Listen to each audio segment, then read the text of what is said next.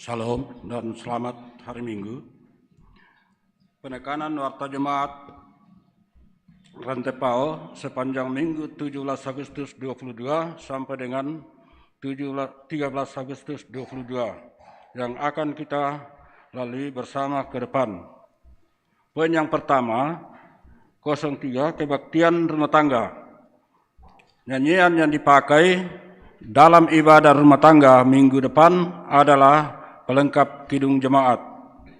Poin yang kedua, nomor 13, kegiatan pelayanan usia indah atau lansia jemaat Rantepao. Kebaktian lansia jemaat Rantepao dirangkaikan dengan pembinaan dengan materi gizi lansia. Dilaksanakan pada hari Senin 8 Agustus 2022 pukul 9 sampai dengan 10. Pelayan Penatua M.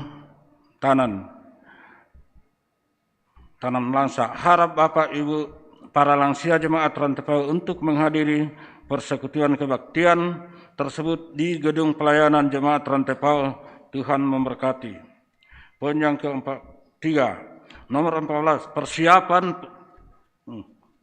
bersama pelayan kebaktian rumah tangga dilaksanakan pada hari Senin tanggal 8 Agustus 22 pukul 16 WITA.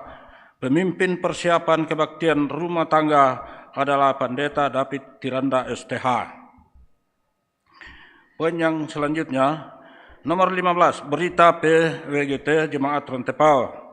Penataan bunga dalam ruang gereja untuk Minggu 17 Agustus 22 sampai dengan Minggu 28 Agustus 22 adalah PWGT Kelompok 2, dikoordinir oleh Koordinator PWGT Kelompok 2 atas perhatian dan pelayanan PWGT Kelompok 2 diucapkan terima kasih.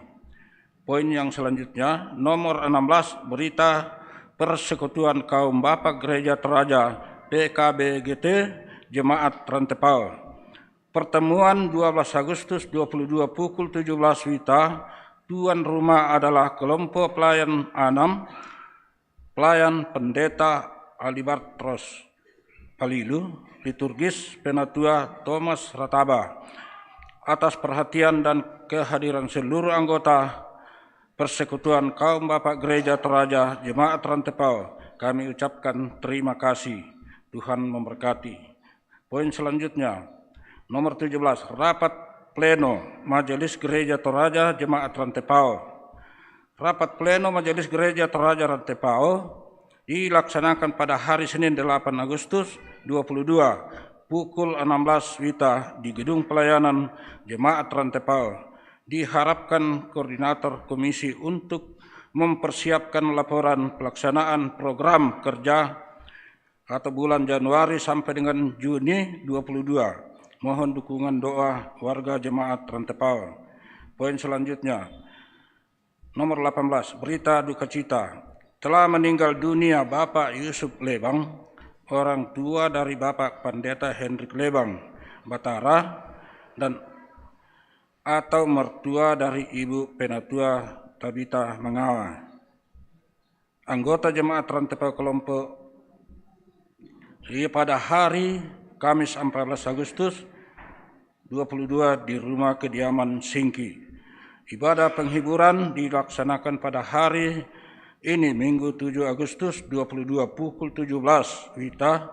Segenap majelis gereja dan anggota gereja Toraja Jemaat Rantepao menyatakan rasa duka cita yang mendalam atas meninggalnya Bapak Yusuf Lebang. Tuhan menghiburkan segenap keluarga yang ditinggalkan. Amin. Terima kasih. Selamat beribadah.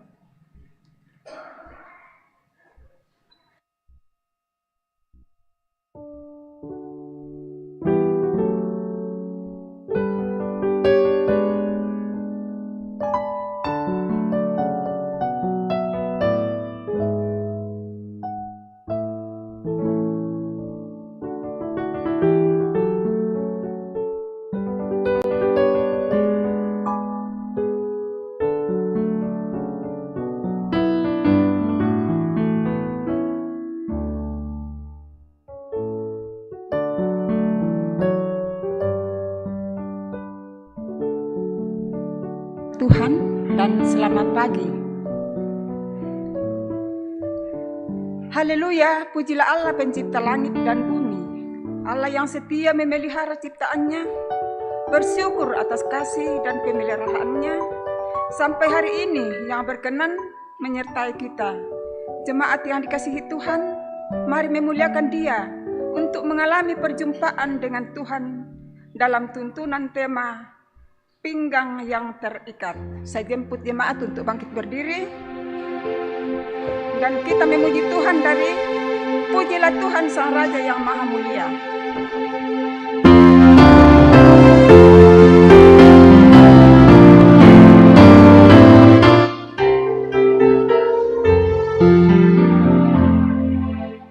Pujilah Tuhan Sang Raja yang Maha Mulia, segenap hati dan jiwaku, pujilah Dia.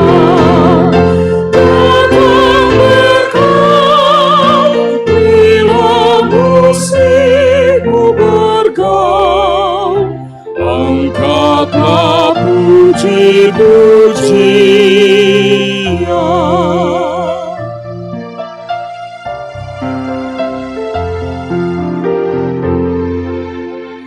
Pujilah Tuhan yang dapat dan mau mengabulkan jauh lebih doamu dan yang kau rindukan.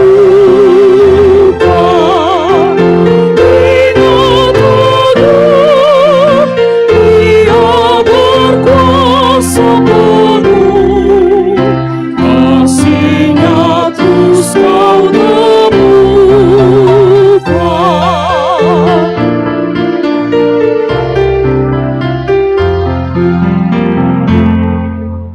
Pujilah Tuhan, hai jiwaku, mari bernyanyi. Semua makhluk bernafas, iringilah kami. Puji terus nama yang Maha Kudus, adukan suaramu, amin.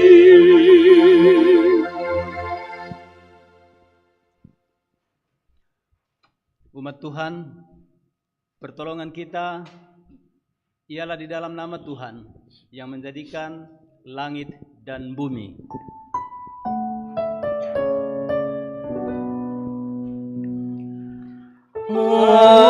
Amin, amin, amin.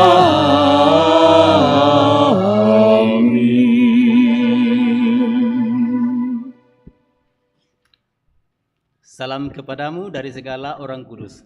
Kasih karunia Tuhan Yesus Kristus dan kasih Allah dan Roh Kudus menyertai kamu sekalian.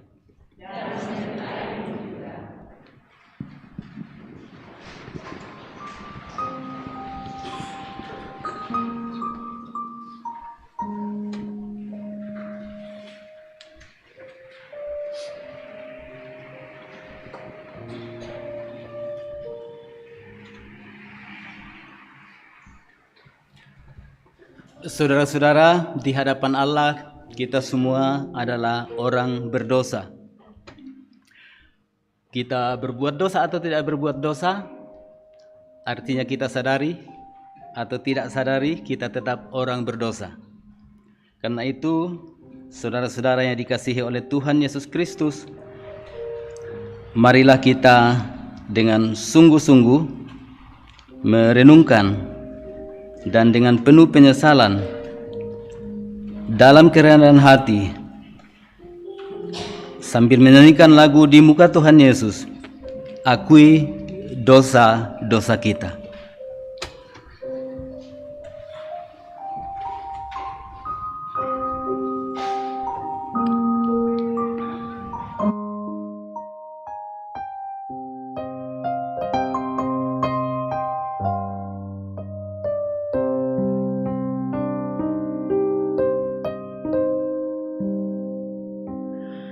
di muka Tuhan Yesus.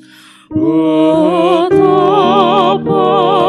hina diriku melawan dosa-dosaku di muka Tuhan Yesus. Tuhan Yesus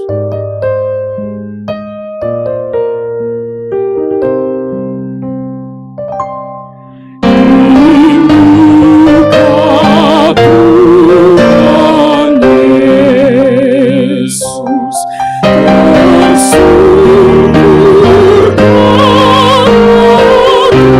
dosaku, akan perlindunganku di muka Tuhan Yesus. Tuhan Yesus,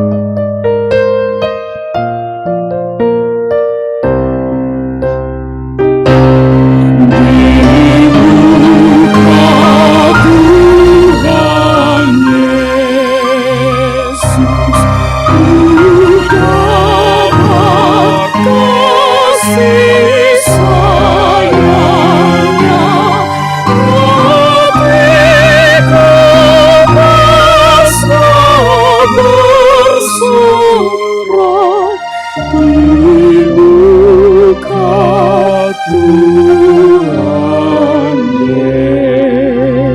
Yesus. Saudara-saudara, Tuhan tidak memandang hina hati yang hancur, yang mengaku dosa. Dengarkanlah berita anugerah Allah. Marilah, baiklah kita berperkara. Firman Tuhan. Sekalipun dosamu merah seperti kirmisi, akan menjadi putih seperti salju. Sekalipun berwarna merah seperti kain kesumba, akan menjadi putih seperti bulu domba. Amin.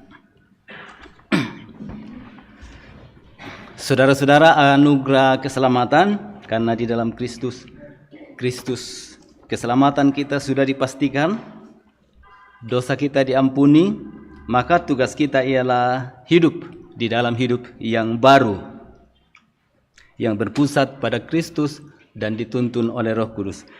Hari ini petunjuk untuk hidup baru ayat 35 sampai 36 dari Lukas pasal 12. Hendaklah pinggangmu tetap berikat dan pelitamu tetap menyala.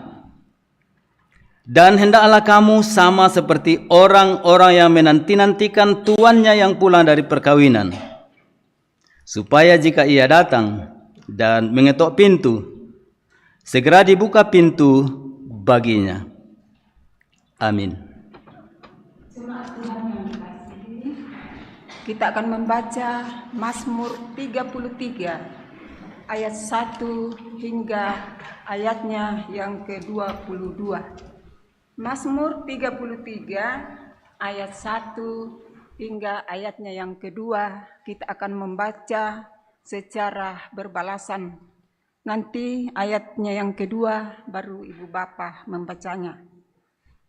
Kita mulai. Puji-pujian kepada Allah Israel. Bersorak-sorailah hai orang-orang benar dalam Tuhan, sebab memuji-muji itu layak bagi orang-orang jujur. Bersyukurlah kepada Tuhan dengan kecapi. Nyanyikanlah baginya nyanyian baru. Sebab firman Tuhan itu benar. Ia senang kepada keadilan dan hukum.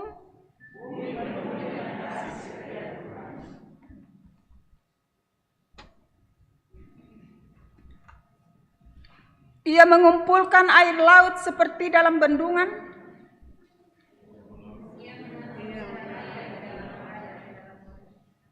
Biarlah segenap bumi takut kepada Tuhan. Sebab Dia berfirman maka semuanya jadi. Tuhan menggagalkan rencana bangsa-bangsa.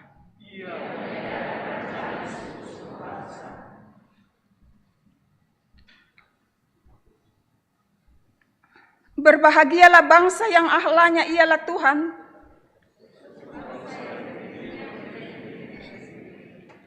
Tuhan memandang dari sorga, dari tempat kediamannya Ia menilik.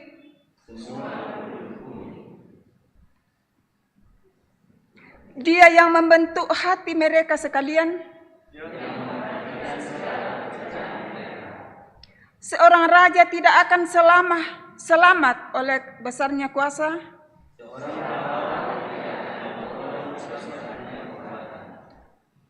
Kuda adalah harapan sia-sia untuk mencapai kemenangan.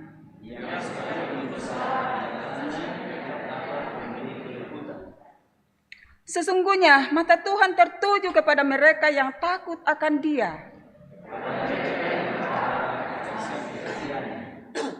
Untuk melepaskan jiwa mereka daripada maut.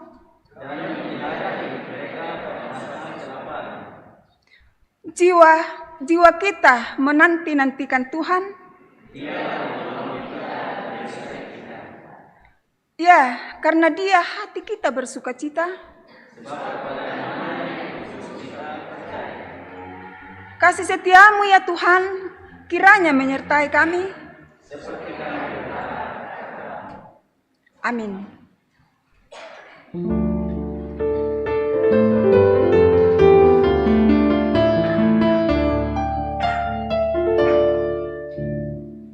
Bersorak-sorai dalam Tuhan, orang-orang bernyanyilah, yang hidup dalam kejujuran, layak memuji namanya. Bersihkah kamu, angkat hidung baru, mari bersyukur, nyanyi bagi Dia, Tuhan yang setia. Lakukan Mazmur.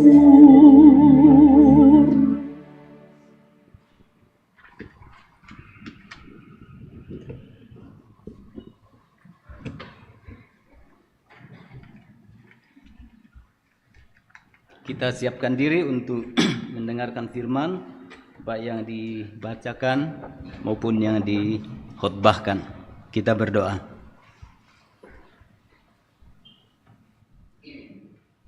Ya Roh Kudus, Engkau Allah yang begitu setia, menuntun hidup kami sebagai umat-Mu. 6 hari lamanya Kau telah selalu ada bersama kami. Dan pada hari yang Tuhan perintahkan dan kuduskan ini, Kau juga sudah menggerakkan kami meninggalkan kesibukan. Kami sudah ada di hadapan Tuhan, bersekutu bersama-sama, sudah mengaku dosa, sudah dianugerahi keselamatan. Dan sebagai umat yang selalu siap sedia menanti kembali kedatangan Tuhan kami Yesus Kristus untuk kesempurnaan seluruh keselamatan kami, kami siap saat ini dan memberi diri untuk dituntun.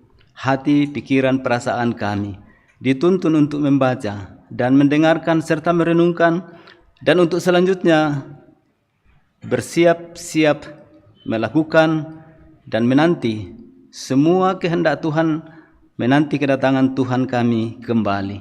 Di dalam nama Tuhan Yesus Kristus kami berdoa. Amin.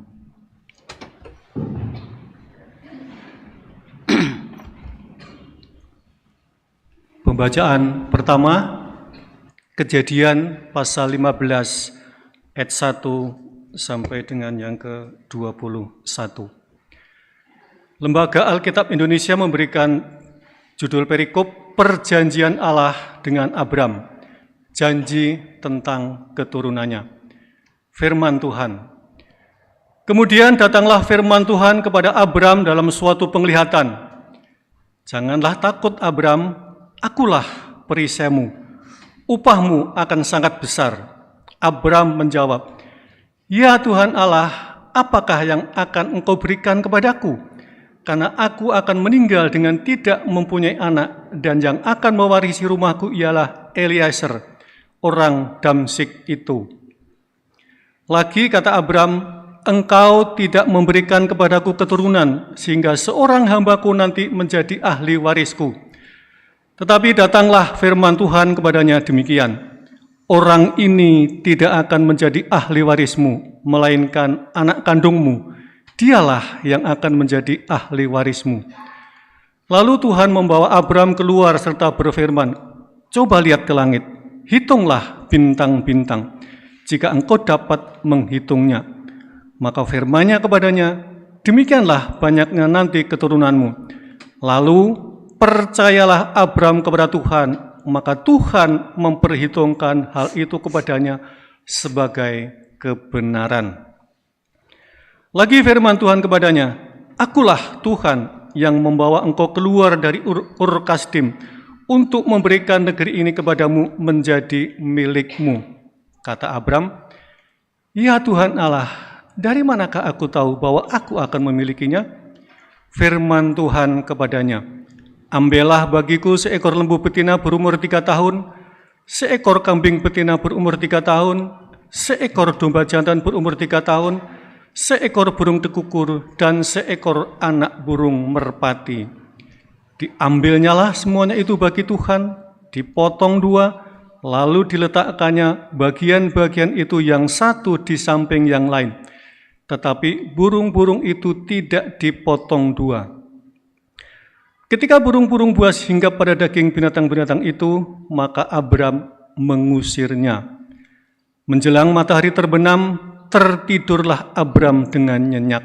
Lalu turunlah meliputinya gelap gulita yang mengerikan. Firman Tuhan kepada Abram, ketahuilah dengan sesungguhnya bahwa keturunanmu akan menjadi orang asing dalam suatu negeri yang bukan kepunyaan mereka, dan bahwa mereka akan diperbudak dan dianiaya 400 tahun lamanya. Tetapi bangsa yang akan memperbudak mereka akan kuhukum, dan sesudah itu mereka akan keluar dengan membawa harta benda yang banyak. Tetapi engkau akan pergi kepada nenek moyangmu dengan sejahtera. Engkau akan dikuburkan pada waktu telah putih rambutmu. Tetapi keturunan yang keempat akan kembali ke sini, sebab sebelum itu kedurjanaan orang Amor itu belum genap. Ketika matahari telah terbenam dan hari menjadi gelap, maka kelihatanlah perapian yang berasap beserta suluh yang berapi lewat di antara potongan-potongan daging itu.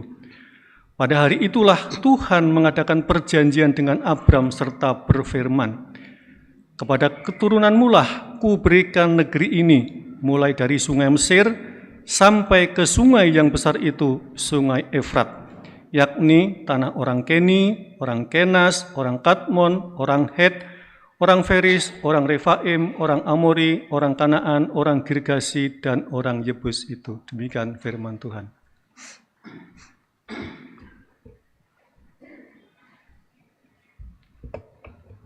Bapak Ibu yang kekasih, pembacaan firman Tuhan yang kedua terambil dari Ibrani pasal 11 ayat 1 sampai 3 dan dilanjutkan pada ayat 8 sampai ayat 16.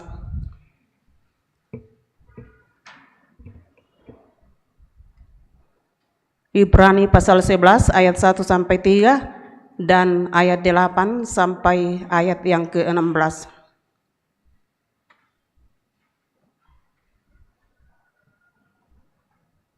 Demikian firman Tuhan. Saksi-saksi iman. Iman adalah dasar dari segala sesuatu yang kita harapkan dan bukti dari segala sesuatu yang tidak kita lihat. Sebab oleh imanlah telah diberikan kesaksian kepada nenek moyang kita. Karena iman kita mengerti bahwa alam semesta telah dijadikan oleh firman Allah, sehingga apa yang kita lihat telah terjadi dari apa yang tidak dapat kita lihat. Karena iman, Habel telah mempersembahkan kepada Allah korban yang lebih baik daripada korban Kain.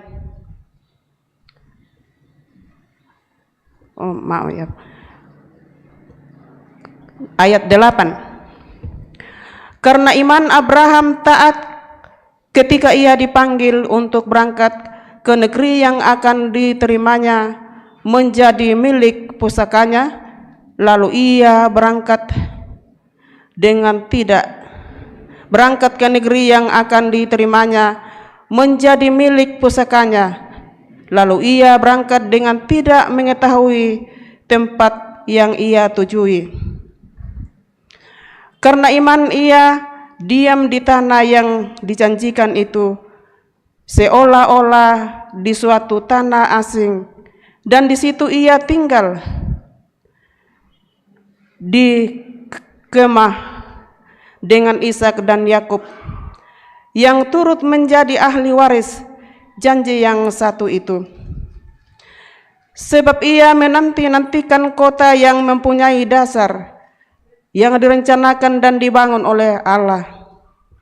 Karena iman, ia juga dan Sarah beroleh kekuatan untuk menurunkan anak cucu walaupun usianya sudah lewat, karena ia menganggap Dia yang memberi janji itu setia.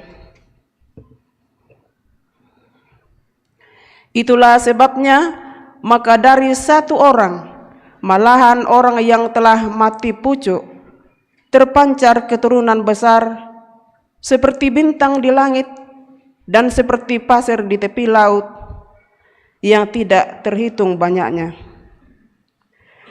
Dalam iman mereka semua ini telah mati sebagai orang-orang yang tidak memperoleh apa yang dijanjikan itu, tetapi yang hanya dari jauh melihatnya dan melambai-lambai kepadanya, dan yang mengakui bahwa mereka adalah orang asing dan pendatang di bumi ini.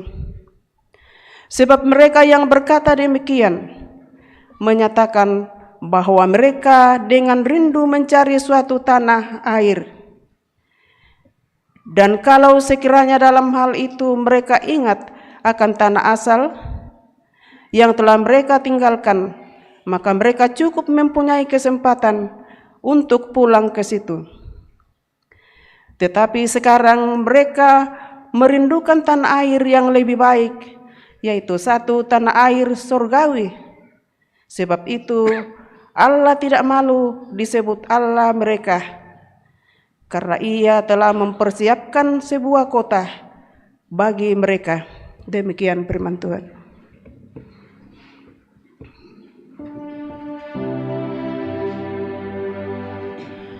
Haleluya, haleluya, haleluya.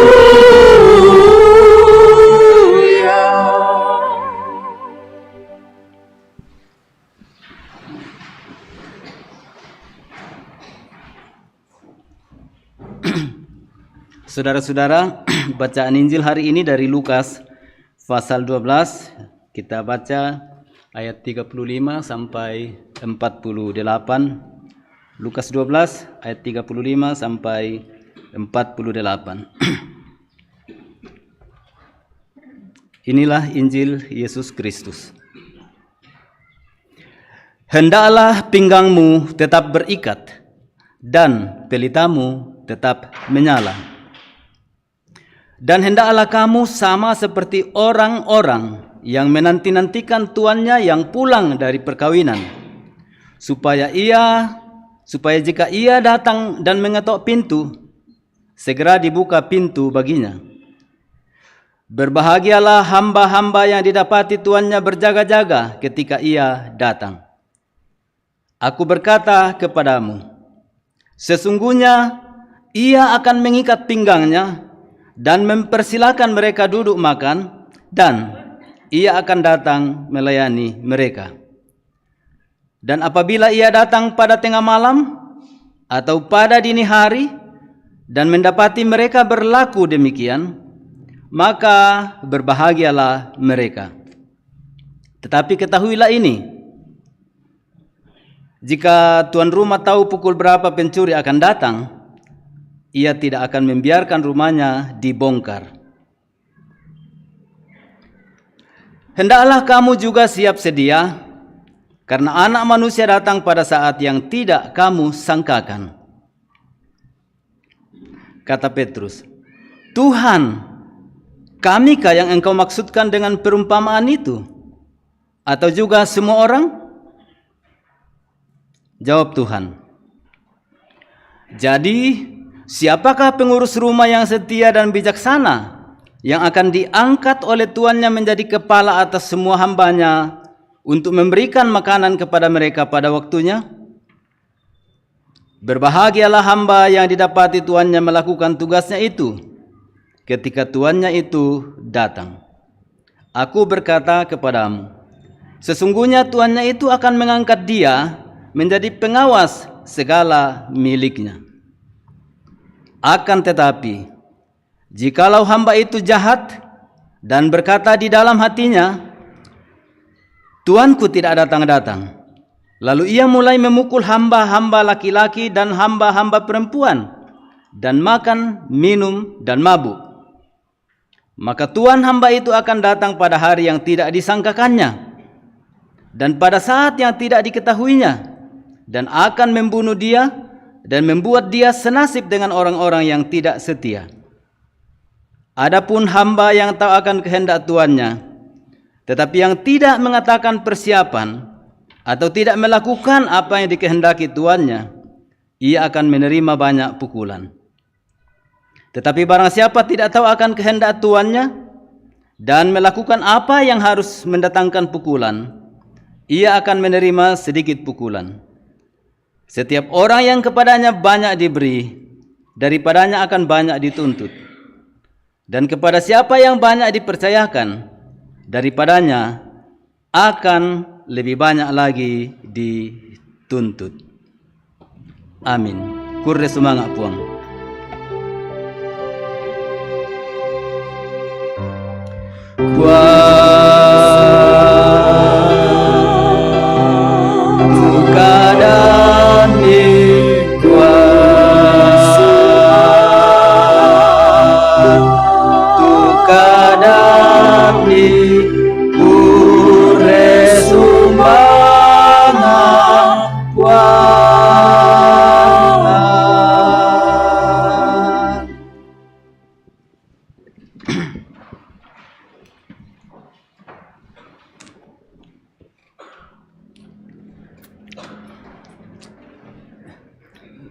Saudara-saudara, saya senang sekali karena selama pandemi, awal pandemi terakhir saya melayani dari mimbar ini, dan akhir pandemi, sekarang kita anggap sebagai akhir pandemi, melayani lagi. Saya senang. Saudara-saudara, jemaat ini jemaat yang menjadi batu penting, titik penting di dalam Gereja Toraja. Bahkan kalau dilihat nampaknya inilah gedung gereja yang ada dalam lingkungan Gereja Toraja, gedung gereja tertua. Dibangun 1935 pada tanggal 18 September. Itu artinya sudah berapa puluh tahun sekarang? 80? Lah 87 ya. Orang matematika lebih cepat tahu itu. Artinya jemaat ini juga, karena kita hanya lanjutan dari jemaat yang pertama dulu di sini. Kita bagian dari arak-arakan seluruh umat Tuhan di jemaat Rantepo sejak dulu sampai hari ini dan sampai Yesus datang kembali. Kita tetap menjadi sebuah jemaat yang di dalamnya Tuhan terus berkarya, Tuhan terus menuntun kita, Tuhan terus melakukan hal-hal yang besar.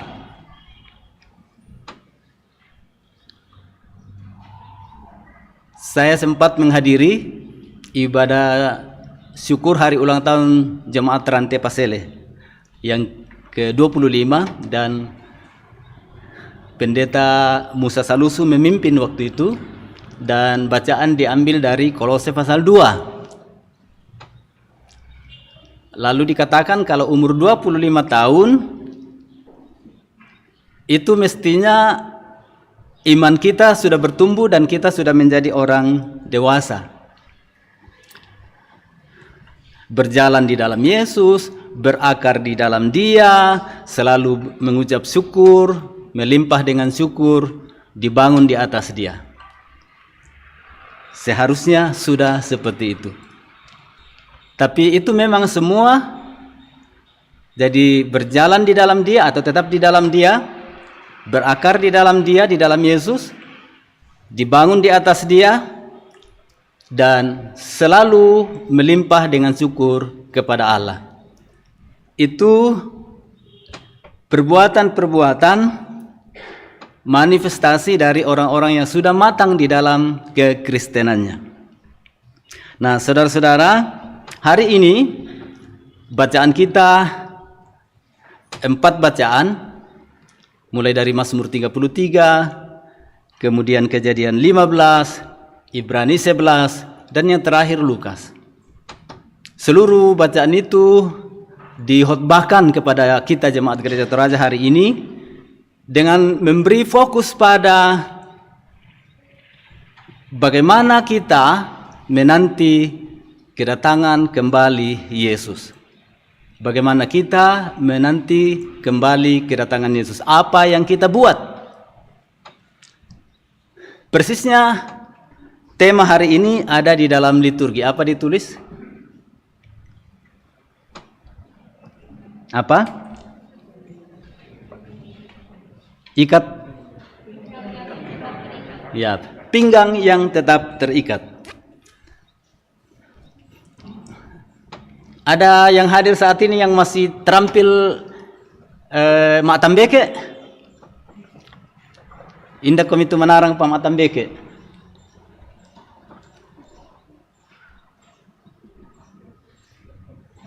Dem patah menarang Mak Tambeke?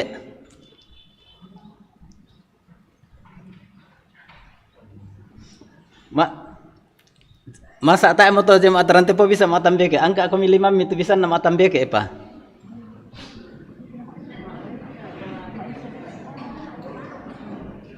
Oh, inde jong. Sa ako Mak Tambeke.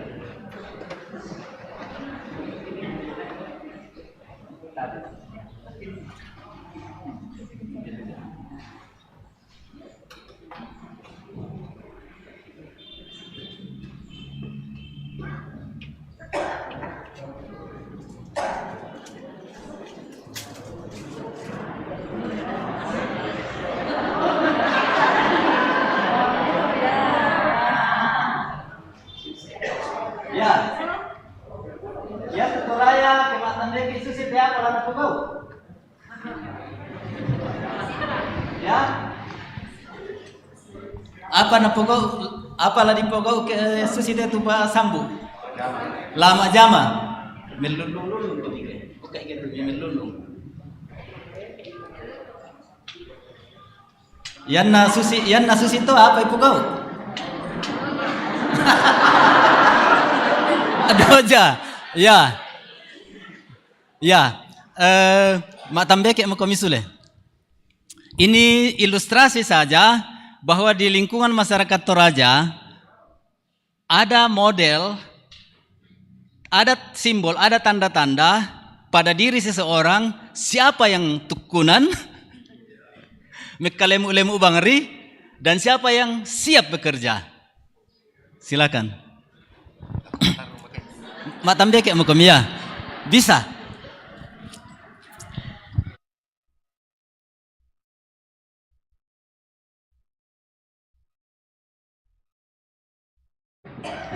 Ikat yang tetap pinggangnya tetap terikat. Hari ini sebenarnya itu tema untuk mengatakan apa yang sesungguhnya seharusnya dilakukan, kita sebagai orang-orang percaya lakukan. Saya mau bertanya dulu sekarang. Karena salah satu kekuatan rohani kita, kekuatan spiritual kita ialah jawaban terhadap pertanyaan ini. Apakah saudara punya kerinduan untuk masuk surga? Ya, kekristenan kita akan terus hidup, pakai istilah dari bacaan tadi, pinggang akan terus terikat dan pelita akan tetap menyala. Jika ada kerinduan, tetap ada kerinduan besar untuk masuk surga. Kalau orang sudah tidak pernah pikir masuk surga, kita sudah tahu akibatnya apa. Tapi kalau orang masih punya kerinduan untuk masuk surga, maka dia akan terus berusaha bagaimana hidup sebagai warga kerajaan surga. Hari ini saudara-saudara, perumpamaan dari Lukas pasal 2 yang juga erat hubungannya dengan Mazmur 33, kemudian juga dari Kejadian 15 dan Ibrani, semua berhubungan satu dengan yang lain. Tapi intinya adalah menantikan kedatangan Tuhan. Menantikan kedatangan Tuhan. Namun kedatangan Tuhan ini ditegaskan juga tidak diketahui oleh siapapun. Kapan datang, hari apa datang, jam berapa datang, dan dalam keadaan apa kita pada waktu dia datang. Itu tidak ditentukan. Belum diberitahu kepada kita. Saya lupa tahun berapa, tapi Jemaat Rantepo pernah mempertandingkan atau melombakan lagu dari Kidung Jemaat 277. Kidung Jemaat 277. Kidung Jemaat 277. Sebuah lagu yang sebetulnya waktu itu mengajak anggota jemaat untuk sadarlah bahwa kita terus menanti Yesus datang kembali. Kita nyanyikan dulu nyanyian ini untuk membimbing kita pada sebuah keyakinan bahwa Yesus pasti datang, tetapi kapan? Untuk itulah kita selalu waspada. Kita nyanyikan 277 ayat 1 dan ayat 2. Ada di ayat 2 mungkin salah ketik, tapi waktu orang tak nyana, maksudnya bukan orang tak nyata ya. Mari kita nyanyikan ini, kita hayati bahwa kita sedang pada perjalanan menanti Yesus dalam kerinduan.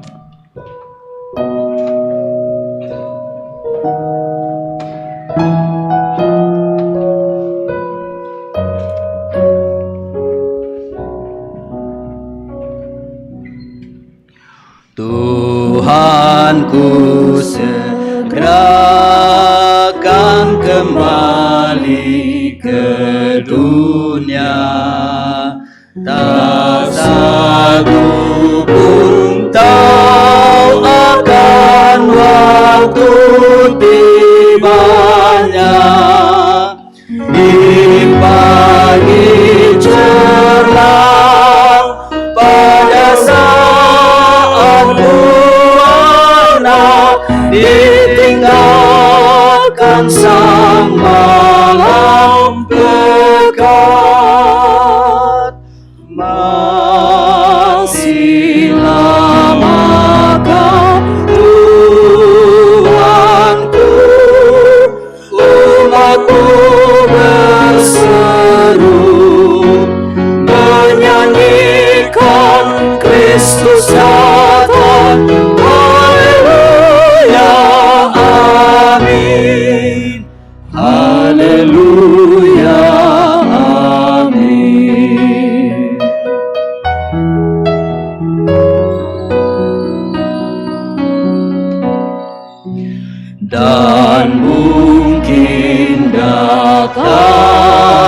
ditanyakan di tengah hari, dan mungkin di saat menurun mentari di malam gelap, waktu orang tanya, nah Yesus datang ke dunia.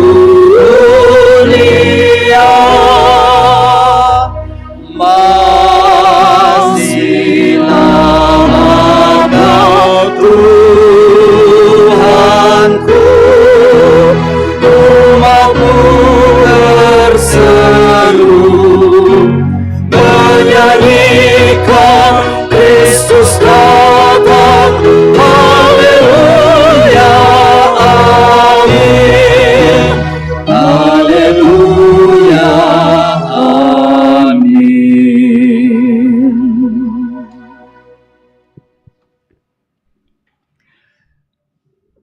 Jadi saudara-saudara, kita tidak tahu dan siapapun tidak tahu tentang kapan Yesus datang. Tapi apa makna dari kita tidak diberitahu kapan Yesus kembali? Makna utamanya ialah supaya kita terus berjaga-jaga, kita terus bersiap.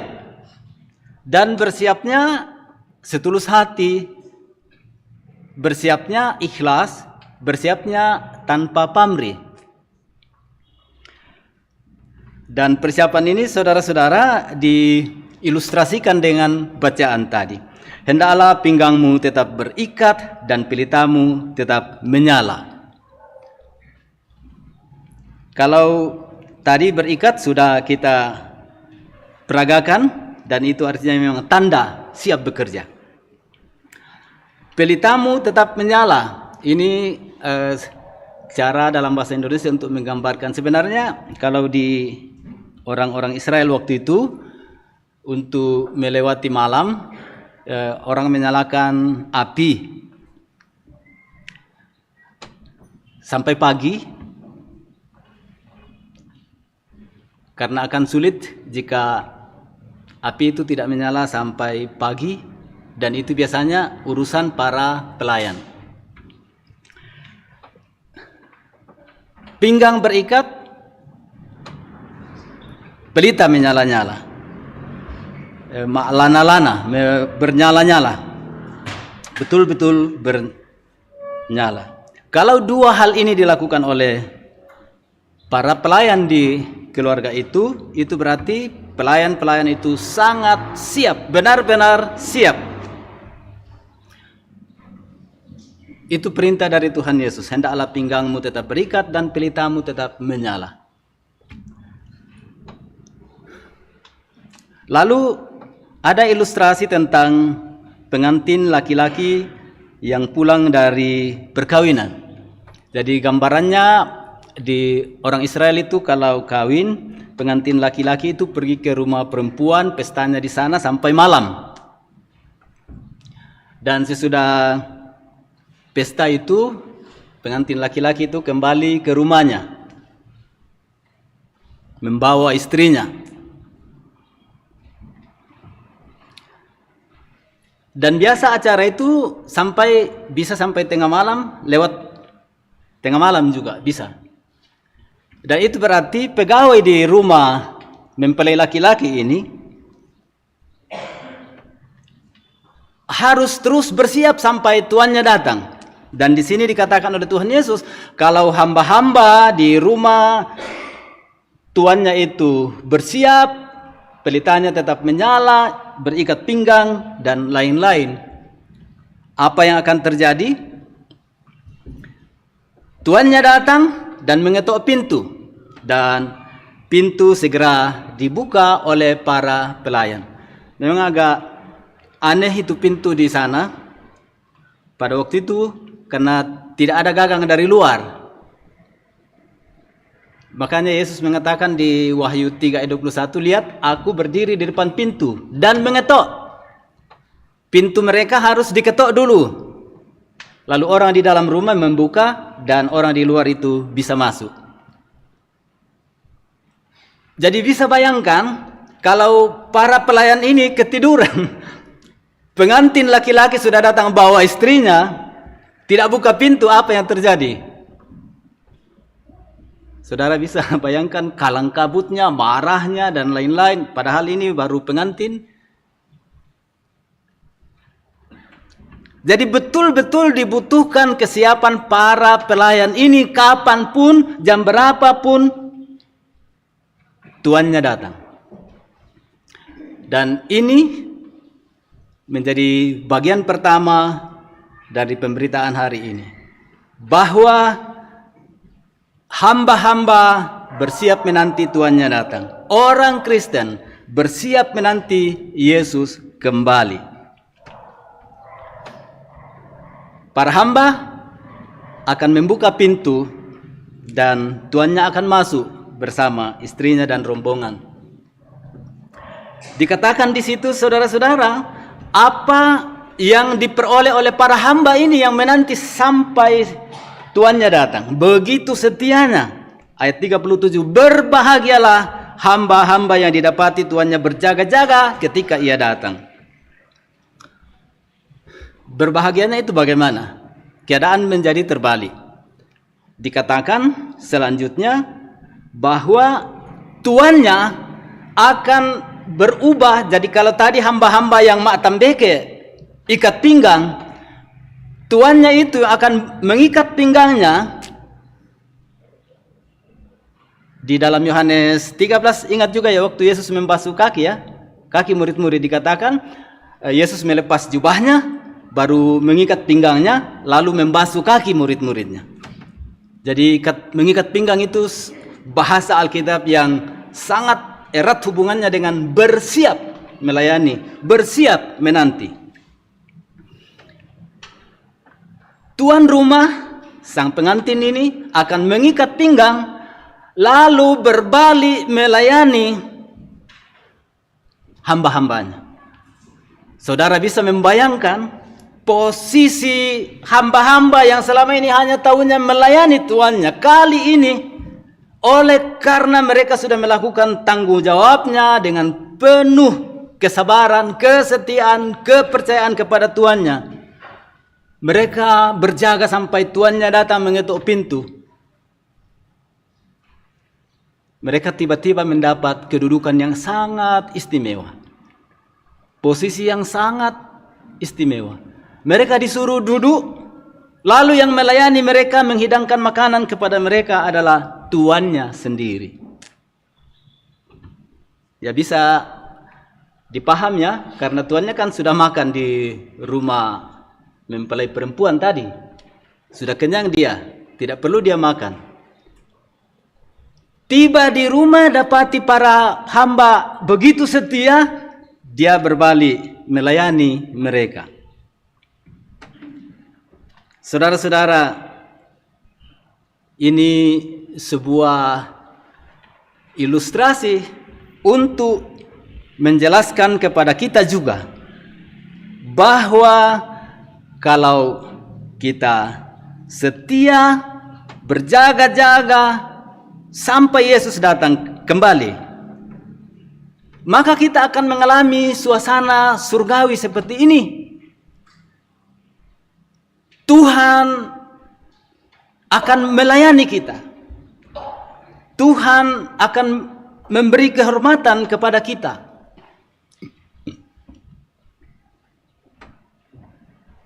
Saudara-saudara, ini adalah kehebatan di dalam kepercayaan kepada Tuhan Yesus Kristus.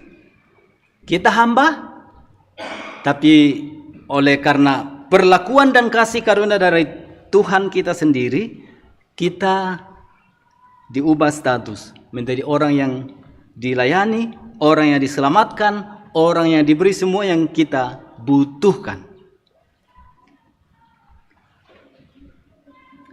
Singkatnya, supaya kekristenan kita menjadi kekristenan yang benar, hendaklah kamu juga siap sedia karena Anak Manusia datang pada saat yang tidak kamu sangkakan. Saudara-saudara, kekristenan kita seperti tadi saya katakan sangat ditentukan hidupnya, dinamikanya, semangatnya, kesetiaan kita sangat ditentukan oleh kuatnya keyakinan kita, harapan kita pada surga itu. Ketika kita dilayani secara istimewa oleh Tuhan kita sendiri, Tuhan Yesus Kristus. Bersiap, siap sedia, kapanpun Anak Manusia itu datang. Kalau sekarang saya tanya, topik pertama ialah hamba yang begitu setia menanti. Saya bertanya, apa saudara merasa bahwa saudara pun adalah hamba yang siap sedia menanti sampai kapanpun Yesus datang kembali? Siap. Kita selalu mengatakan, Roh Kudus tolonglah saya selalu menjadi orang yang siap menanti Yesus datang kembali. Baik, terima kasih, kita siap menanti Yesus sampai kapanpun Yesus datang, kita siap. Tuhan menolong kita. Tapi ada godaan, dan ini dikatakan oleh Yesus dalam perumpamaan yang kedua. Mulai ayat 41 itu, perumpamaan tentang hamba yang tidak setia. Karena kita tergoda, saudara-saudara. Ayat 41 sendiri, Petrus sendiri mengatakan, Tuhan kami yang engkau maksudkan dengan perumpamaan itu, atau juga semua orang. Jadi Petrus merasa bahwa apakah dia sudah dianggap hamba yang setia menanti? Atau yang Yesus maksud dengan perumpamaan pertama tadi adalah semua orang. Dan Yesus tidak langsung menjawab pertanyaan Petrus ini. Dia tidak langsung menjawab, kecuali menceritakan lagi perumpamaan yang kedua tentang hamba yang tidak setia. Dan akhir dari semua ini pada dasarnya ialah Petrus dan kawan-kawan dan semua orang yang percaya, yang betul-betul bersiap akan diangkat menjadi kepala atas para pelayan itu. Itu singkatnya. Tuhan hamba itu akan mengangkat mereka yang setia menjadi kepala atas para pelayan lainnya. Dan itu ditujukan kepada murid-murid. Tetapi isi dari perumpamaan yang kedua itu perlu menjadi perhatian. Murid-murid walaupun sudah dipastikan oleh Yesus, tetapi selalu ada godaan. Kita sudah mengaku kita setia sampai Yesus datang kembali. Dan kalau memang kita setia, kebahagiaan sudah pasti bagi kita, dikatakan oleh Tuhan Yesus. Tetapi godaan itu ada di ayat 45. Akan tetapi jikalau hamba itu jahat dan berkata di dalam hatinya, godaan paling besar untuk membuat kita tidak setia menanti Yesus ialah jika kita ragu-ragu kapan, apakah Tuhan kita itu akan datang, apakah Yesus itu akan datang. Jadi hamba yang jahat itu berkata di dalam hatinya, jadi merenung-renungkan, Tuanku tidak datang-datang. Ragu tentang kedatangan Yesus kembali, itu godaan terbesar bagi orang Kristen.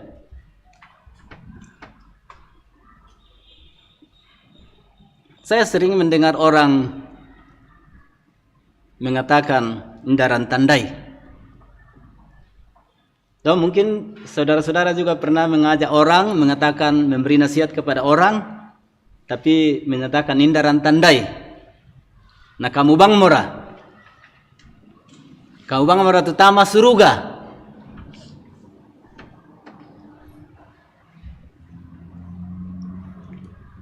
Keraguan tentang kepastian kedatangan Yesus kembali itu godaan yang paling besar. Siapapun dalam ruangan ini dan juga yang mungkin ikut ibadah dari rumah, dan karena ini dimasukkan dalam YouTube, suatu saat menonton lagi atau mendengar, siapapun jika sudah mulai ragu tentang kedatangan Yesus kembali, akan mudah jatuh ke dalam kejahatan demi kejahatan. Tuanku tidak datang-datang. Itu awal dari keraguan. Itu awal dari dosa dalam menanti Tuhan. Jadi karena dia sudah ragu, apa dia buat? Ia mulai memukul hamba-hamba laki-laki dan hamba-hamba perempuan.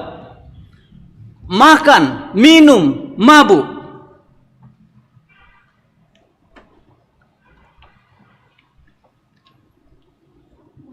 Saudara-saudara, penting sekali sebagai orang percaya pegang teguh ini.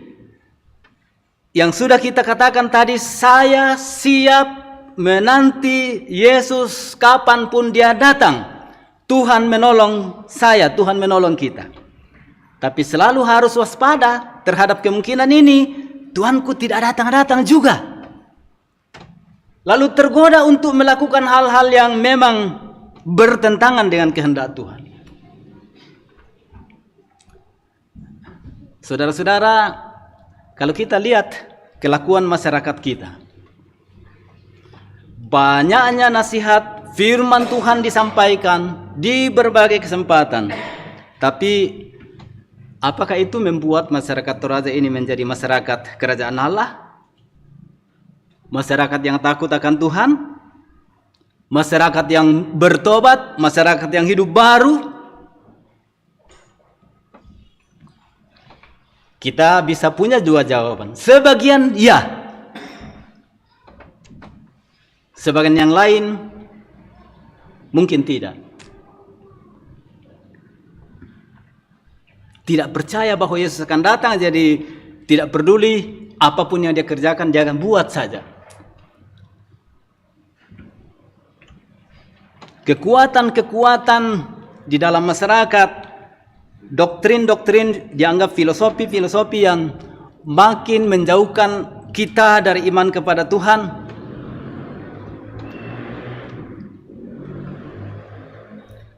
Perhatikan baik-baik, kalau kita rambu solo, sebetulnya sudah cukup lama kita dibimbing gereja untuk sederhana saja. Tapi perhatikan akhir-akhir ini, orang bukan lagi bertanya kepada gereja, bukan lagi bertanya kepada pendeta, bukan lagi bertanya kepada majelis, tapi bertanya kepada orang yang dianggap mengetahui adat istiadat. Lalu dikatakan 1, 2, 3, 4, 5, kalau itu dilewati, salah. Dan bayangkan betapa ada di antara kita yang terpesona bahwa kita baru menjadi manusia sempurna kalau semua tetek benge itu dilaksanakan. Ingat baik-baik. Jangan melawan Tuhan dalam upacara-upacara seperti itu. Ingat kakek nenek kita yang sudah setia memberi hidupnya kepada Tuhan. Jangan lalu acara rambu solonya kita nistakan, kita najiskan dengan semua yang tidak berkenan kepada Tuhan. Saya pernah berkhotbah di suatu tempat. Saya katakan, saya dengar kisah hidup dari orang tua kalian ini. Dalam bahasa manusia sempurna, begitu baik ke gereja, setia dan pokoknya orang Kristen yang baik. Dan sekarang upacara rambu solonya kalian mau kotori dengan perjudian.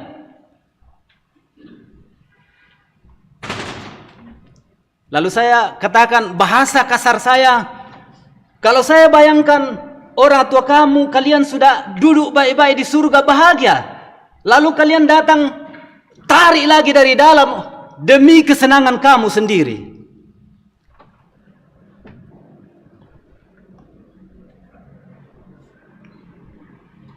Ini karena tidak yakin tentang kepastian keselamatan di dalam Kristus, tidak yakin tentang surga. Apapun yang bertentangan dengan kehendak Tuhan, kita lakukan dengan berani, malah dengan angkuh. Dan itu bermula dari hal kecil. Tuhan tidak datang-datang. Jadi keraguan tentang Tuhan akan membuat kita menjadi manusia yang sangat berani, sangat pongah melawan kehendak Tuhan. Ditegur siapapun, kita tidak akan bertobat. Di beberapa tempat saudara-saudara saya katakan, kalau kita semua yang hadir ini percaya kepada Tuhan Allah yang maha kuasa, maha tahu, maha hadir, maha melihat, maha mendengar. Artinya Tuhan yang kita percaya itu luar biasa sekali. Lalu mengapa masih berani pimpinan adat mengatakan begini? Membatasi Tuhan. Gereja cukup bicara khotbah, jangan bicara adat, jangan bicara soal kehidupan sosial setiap hari. Minda kami bisan rompan ni padang tupang matua. Sehebat apa kalian, kedudukan apapun kalian, tidak mungkin rompan padang puang matua. Allah yang begitu hebat, begitu berkuasa. Apakah karena memang firman Tuhan juga mengatakan, karena dosa tidak langsung dihukum, kita anggap tidak ada Tuhan.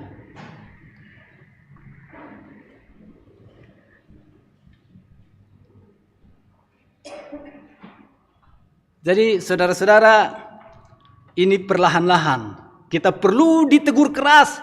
Jangan karena ingin mendapat pujian dari masyarakat, adat dan lain-lain, lalu segala sesuatu kita angkat kembali.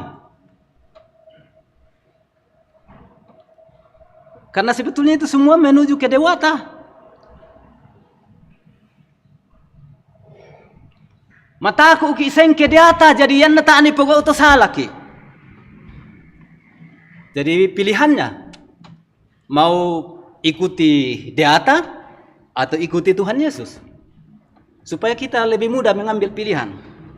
Jangan abu-abu. Saudara-saudara, saya cukup keras berkhotbah ini karena saya tahu akan banyak didengar orang. Tapi memang harus kita dikatakan seperti itu. Kepastian keselamatan sudah sempurna di dalam Kristus. Jangan kotori dengan hal-hal yang lain. Sebagai orang yang sudah sangat diberkati oleh Tuhan, kita di Jemaat Rantepao dan seluruh gereja Toraja sebetulnya. Sebentar lagi kita mensyukuri 110 tahun Injil masuk Toraja tahun depan. Dan saya harap kita jadi pusat lagi di sini.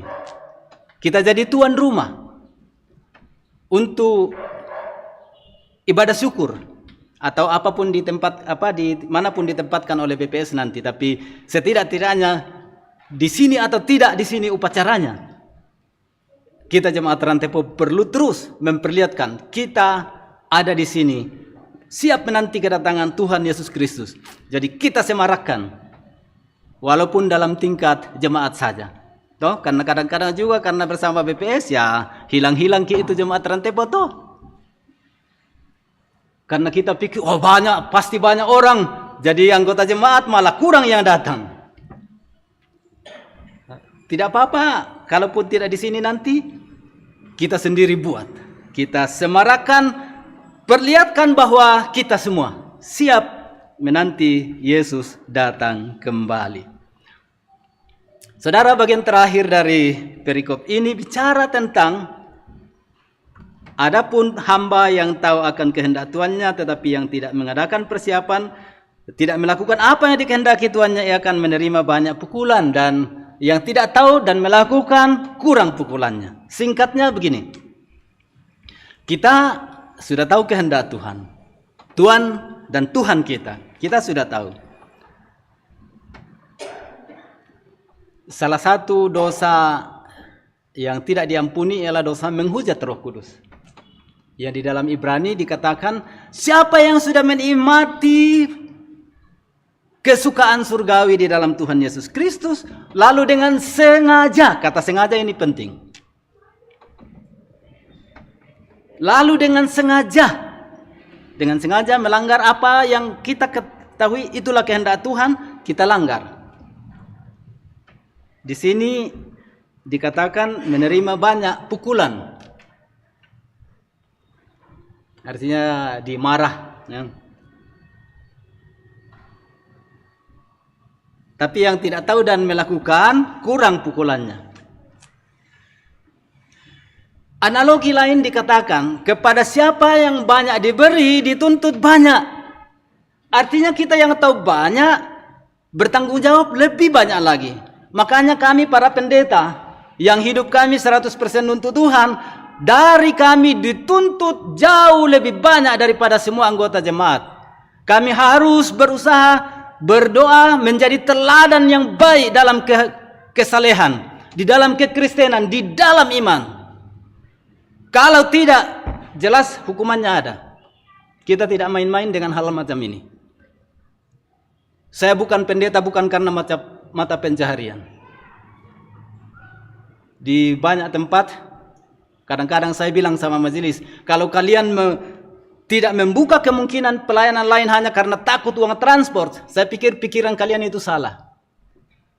Tuhan itu bukan orang miskin. Dan juga pelayan jangan diukur dari uang.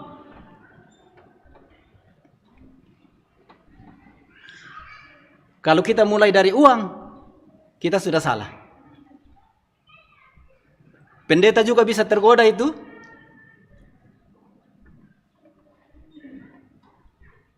Kalau kita ukur dari uang. Tapi ini tidak. Yang diberikan banyak, kami para pendeta diberi otoritas Tuhan menjadi pendeta, kepada kami dituntut banyak, terbanyak daripada orang lain.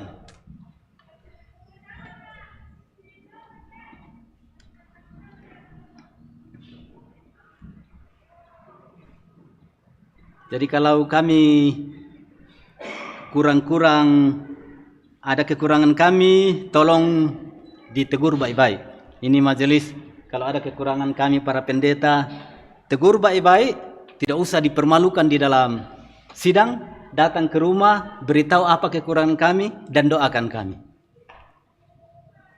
Karena dengan begitu kami ditolong untuk menjadi teladan. Dari kami banyak dituntut. Nah itu secara rohani. Tapi saudara-saudara, bisa juga dalam arti umum ini, kepada siapa diberi banyak, daripadanya dituntut banyak. Rasul Paulus pernah mengatakan begini. Adakah yang kamu miliki itu yang tidak kamu terima? Ini pertanyaan serius.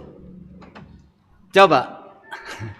Kalau saya tanyakan itu kepada saudara, ada yang ibu bapak, saudara-saudara miliki yang tidak diterima?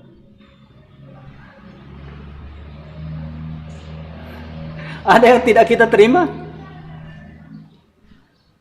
Semua yang ada pada kita diberi, kita terima dari orang. Kehidupan diberi oleh Allah.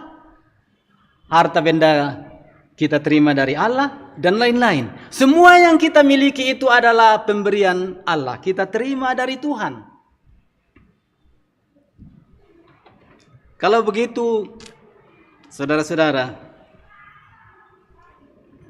memang Tuhan itu sangat adil.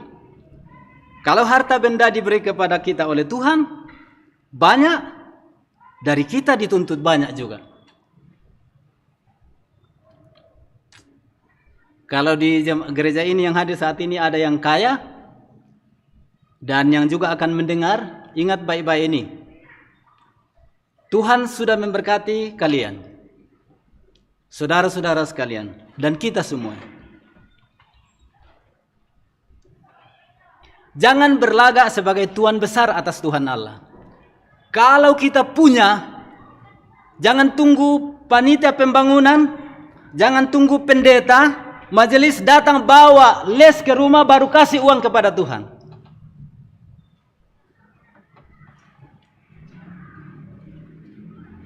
Bawa sendiri.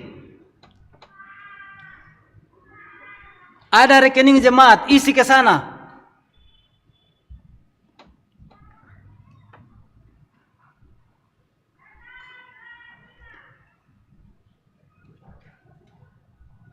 Saudara, dalam hal ini masih perlu kita didobrak. Karena kadang-kadang kita kikir sekali kepada Tuhan yang sangat murah hati kepada kita. Maka saya cukup serius berkhotbah tentang persembahan persepuluhan. Sangat lama Gereja Toraja ini selalu dibawa diantar untuk persembahan dengan hendaklah masing-masing memberi dengan sukacita dan sukarela. Jadi hanya sukarelanya yang diutamakan, sehingga orang yang kaya pun 2.000 rupiah dianggap sukarela. Di berbagai tempat saya sudah kasih tahu kalian, pegawai negeri suami istri, atau apalagi kalau suami istri, malulah kepada Tuhan kalau masih kasih uang 2.000 kepada anakmu datang ke sekolah minggu. Tiap bulan kalian terima uang dari Tuhan, tapi kalian masih kasih uang 2.000 kepada Tuhan, yang sebetulnya tidak ada lagi nilainya di dalam kehidupan setiap hari.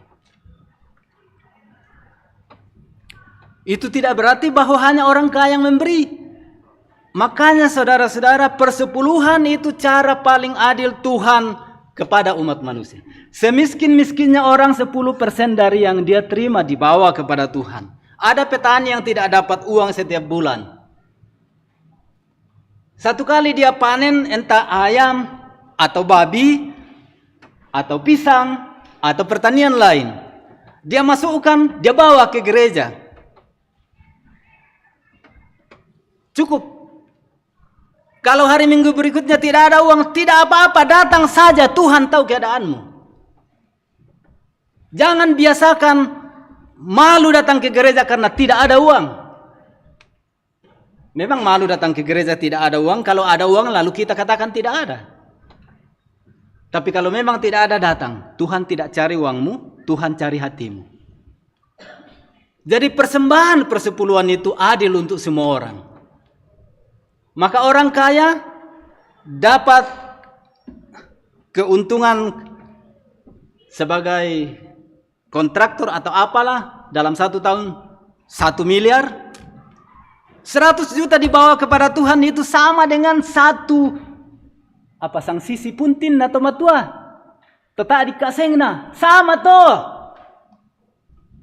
10%. Maka dengan 10 persepuluhan seperti ini, saudara-saudara, tidak ada orang bisa bilang begini, yarin ada di tu gereja akuri, tiroi daftar dan lain-lain. Juga karena persepuluhan, orang yang tidak punya uang setiap minggu datang ke gereja tidak akan mengatakan apa radika nata bang kami pangki. Tidak, semua sama, jiwa sama di hadapan Tuhan. Tapi tanggung jawabnya itu berbeda. Tanggung jawab berbeda. Yang diberi banyak dituntut banyak.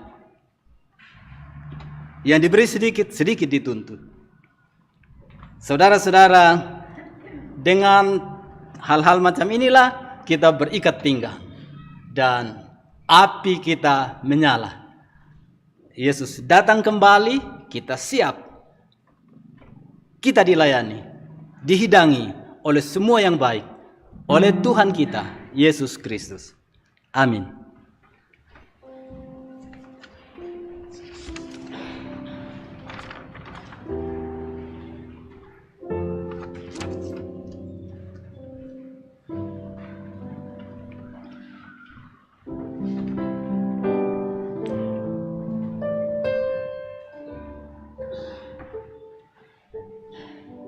Kita saat teduh dengan irama dari lagu Tuhanku Segera, refrennya saja.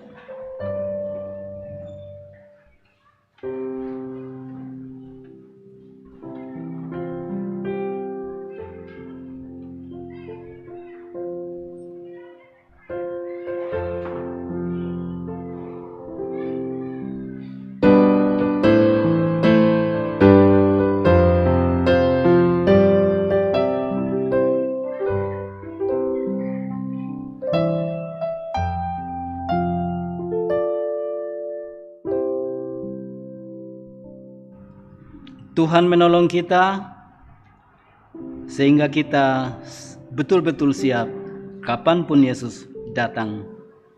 Amin. Kita ucapkan bersama, kita berdoa. Bapa kami. Bapa kami yang di surga, dikuduskanlah namamu, datanglah kerajaanmu, jadilah kehendakmu di bumi seperti di surga. Berikanlah kami pada hari ini makanan kami yang secukupnya, dan ampunilah kami akan kesalahan kami, seperti kami juga mengampuni orang yang bersalah kepada kami. Dan janganlah membawa kami ke dalam pencobaan, tetapi lepaskanlah kami daripada yang jahat. Karena Engkau yang mempunyai kerajaan dan kuasa dan kemuliaan sampai selama-lamanya. Amin.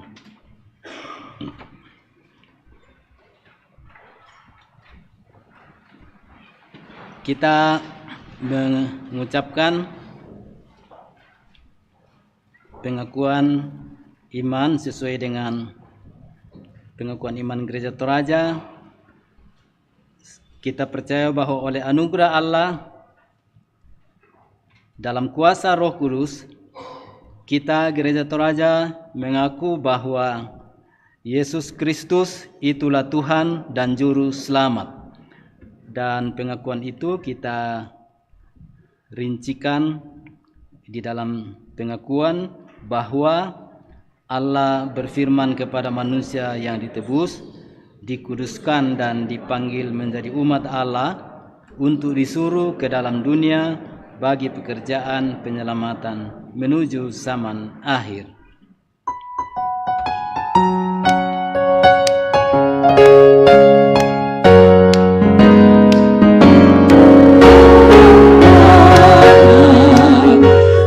Kepadaku siapa Yesus yang jadi junjunganku, Dia juru selamat dan Tuhanku. Artinya ku beritahukan kepadamu, Dia segalanya bagi diriku, Dia segalanya dalam hidupku, Dia mati bagiku, aku jadi baru. Dia ingin mencari juru selamatku. Semangat menanti kedatangan Tuhan. Kita ulangi satu kali lagi. Boleh bertepuk tangan yang mau bertepuk tangan.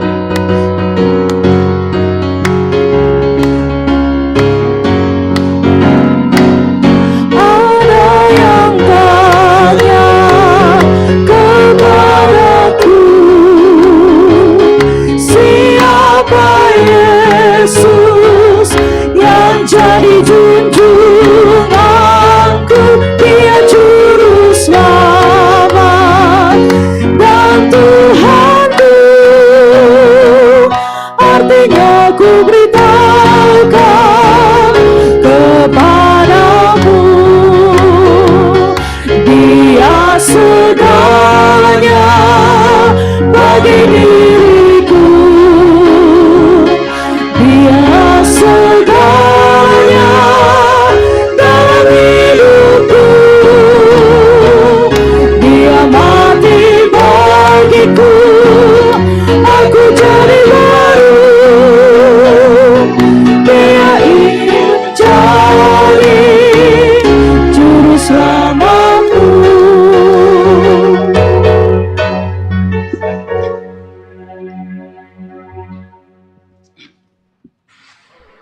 Jemaat Tuhan, kita akan menyatakan ungkapan syukur kita lewat persembahan yang selalu kita dapat dalam setiap hari, dan saat ini kita akan mempersembahkan kepada Tuhan. Firman Tuhan selalu mengingatkan kita atau menuntun kita untuk memberikan persembahan dari Mazmur 9 ayat 2 sampai 3. Aku mau bersyukur kepada Tuhan dengan segenap hatiku. Aku mau menceritakan segala perbuatan-Mu yang ajaib. Aku mau bersukacita dan bersukaria karena Engkau bermazmur bagi namamu yang maha tinggi. Di samping pundi dijalankan, kita iringi dengan melakukan PKJ 150 ayat 1, 3, dan 5.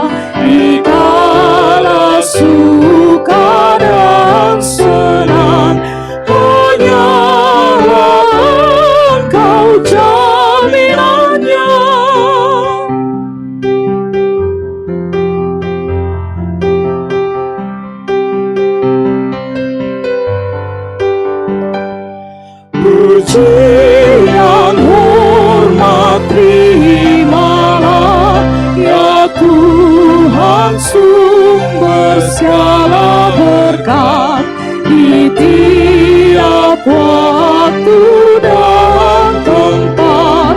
Naiklah syukur kepadamu.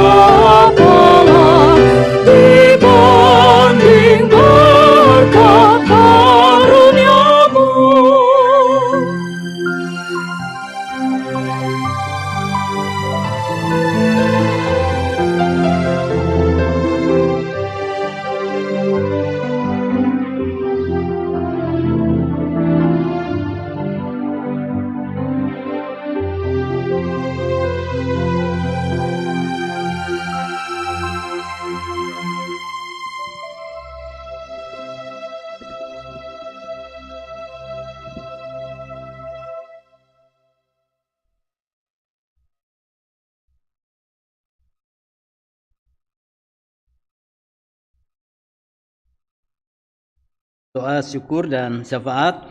Beberapa informasi yang sampai ke majelis bisa kita lihat di warta jemaat, tapi yang bisa kita bawa dalam doa ini, kita ingin berdoa untuk anggota-anggota jemaat yang sementara sakit. Ada yang dirawat di rumah sakit, dirawat di rumah.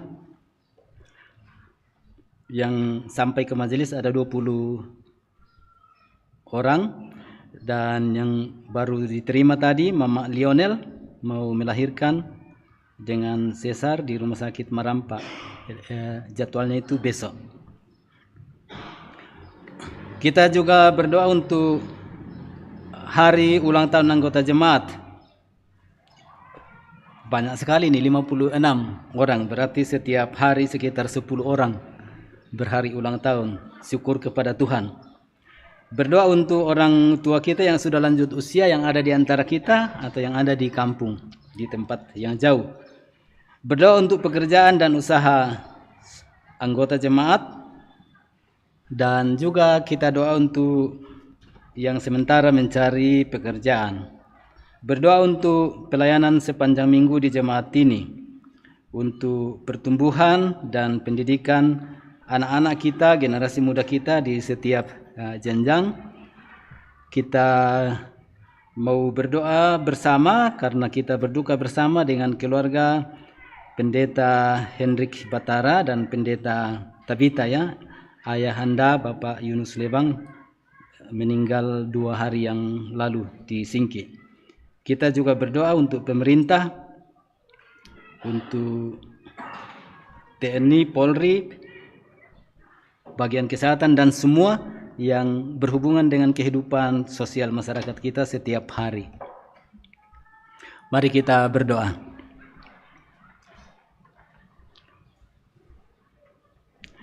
Bapa, jika Kau menegur kami, artinya Kau menyayangi dan mengasihi kami.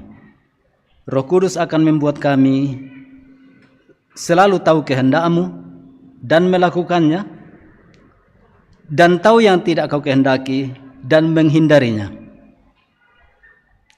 Kami bersyukur untuk firman hari ini, dan Engkau ya Roh Kudus akan membuat kami menjalani hari-hari ke depan ini di dalam ketaatan kepada firman dan kehendak Tuhan. Perkenankan kami mensyukuri hidup kami masing-masing yang terus Kau peliharakan, dan semua yang kami perlukan Kau beri. Dan sekarang menyampaikan permohonan syafaat kami. Pertama-tama berdoa untuk saudara-saudara yang sakit. Kau tahu penderitaan mereka, di mana mereka dirawat, dan hanya Kau juga yang mampu untuk menyembuhkan mereka. Kami berdoa untuk semua bentuk perawatan dan tempat mereka dirawat dan orang-orang yang merawat mereka. Kami berdoa untuk bersyukur bersama dengan yang berhari ulang tahun. Engkaulah yang menambahkan umur kami detik ke detik. Engkaulah yang layak menerima pujian dari kami. Orang tua kami yang sudah lanjut usia, sudah habis kekuatannya untuk mengurusi dan membuat kami yang muda ada dan terus beraktivitas. Kami berdoa untuk orang tua kami, Tuhan kuatkan tubuh, jiwa, dan iman mereka, dan mampukan kami yang kuat untuk merawat mereka dalam cinta. Mohon berkat-Mu atas berbagai upaya dan usaha anggota jemaat setiap hari. Hasil-hasilnya dari Tuhan, tetapi kekuatan, tenaga, kemampuan, kesehatan dari Tuhan yang akan menentukan keberhasilan kami. Juga anggota jemaat yang mencari pekerjaan, Engkau buka jalan bagi mereka dan memampukan mereka melihat apa yang Tuhan tunjukkan untuk menjadi sumber untuk kehidupan di dunia ini. Banyak pelayanan dilakukan oleh majelis dan kami doakan, baik oleh majelis, oleh pengurus OIG, dan bahkan oleh setiap anggota jemaat yang terpanggil untuk melayani. Berdoa untuk pertumbuhan anak-anak kami di dunia pendidikan, baik anak-anak yang masih ada bersama kami maupun yang ada di tempat-tempat yang lain. Jagalah hidup mereka, beri teman bergaul yang baik, dan beri masa depan yang dirahmati oleh Tuhan sendiri. Itulah doa kami sebagai orang-orang tua. Kami mendoakan pemerintah di sini di Toraja, di Sulawesi Selatan, bahkan di Indonesia. Tuhan akan memampukan pemerintah menyelesaikan berbagai masalah dan membawa negara ini maju. Kami menyatakan duka bersama dengan keluarga Pendeta Tabita Manggawa, Pendeta Hendrik Lebang, karena kau panggil dari tengah-tengah keluarga ayahanda mereka almarhum Bapak Yunus Lebang. Hanya Engkau yang akan membuat mereka kuat dan terhibur. Tuhan, kami semua pribadi demi pribadi ingin menyampaikan permohonan kami saat ini dalam waktu teduh.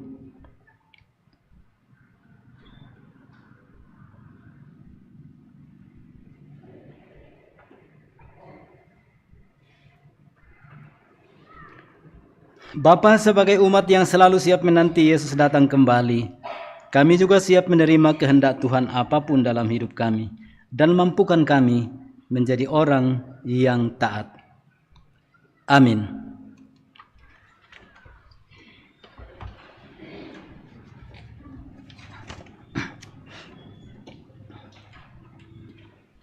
Jemaat Tuhan, saya jemput kita untuk bangkit berdiri.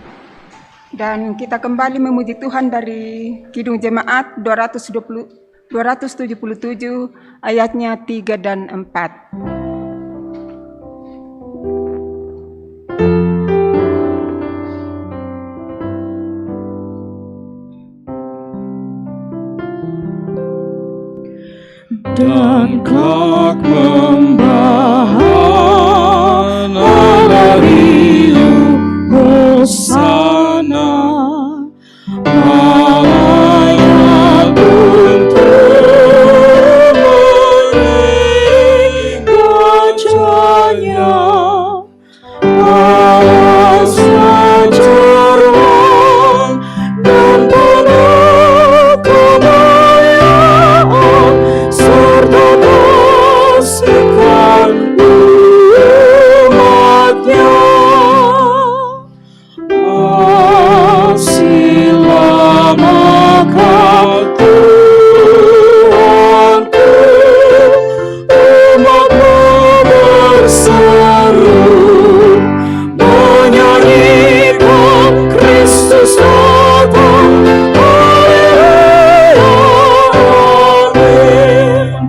Haleluya, amin. Haleluya, amin.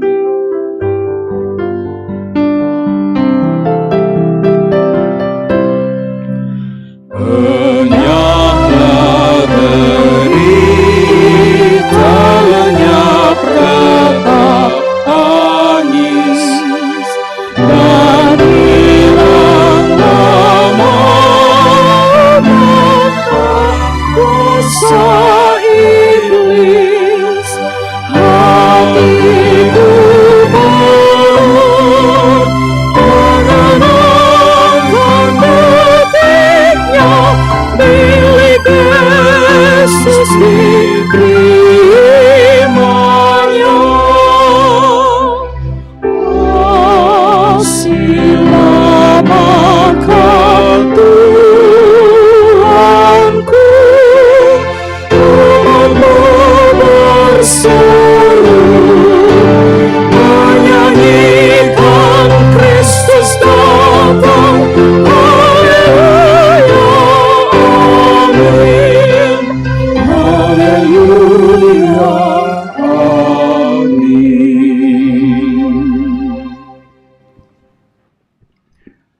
Umat Tuhan, pergilah, percayalah akan janji Tuhan dan tetaplah berpusat pada Kristus, dan dengan setia serta bertekun melakukan perintahnya, agar hidupmu murni dan tak bercacat dalam menanti kedatangannya kembali.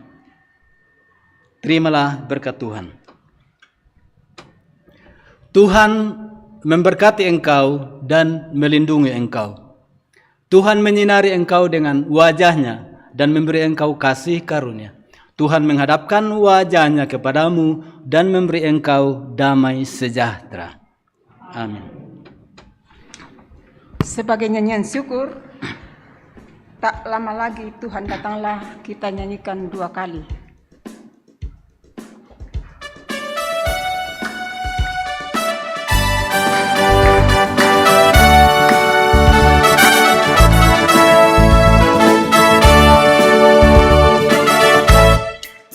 Tak lama lagi Tuhan datanglah, tak lama lama lagi Tuhan datanglah, siapkan dirimu, bangunlah segera, pandang ke atas, Maranatha.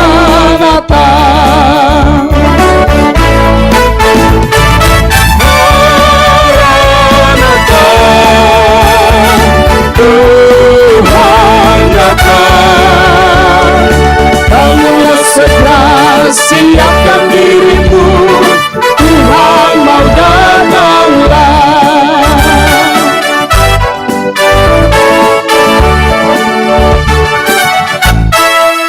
Tak lama lagi Tuhan datanglah, tak lama lagi Tuhan datanglah. Siapkan dirimu, bangunlah segera, pandang ke atas, Maranatha.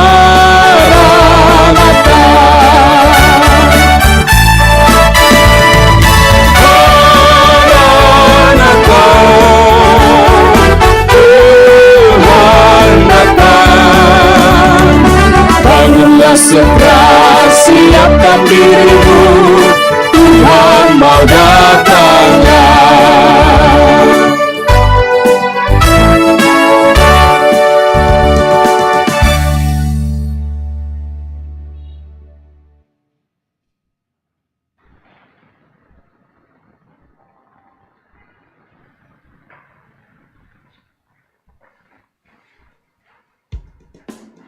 Demikianlah ibadah kita pada pagi hari ini. Selamat siang, Tuhan Yesus memberkati.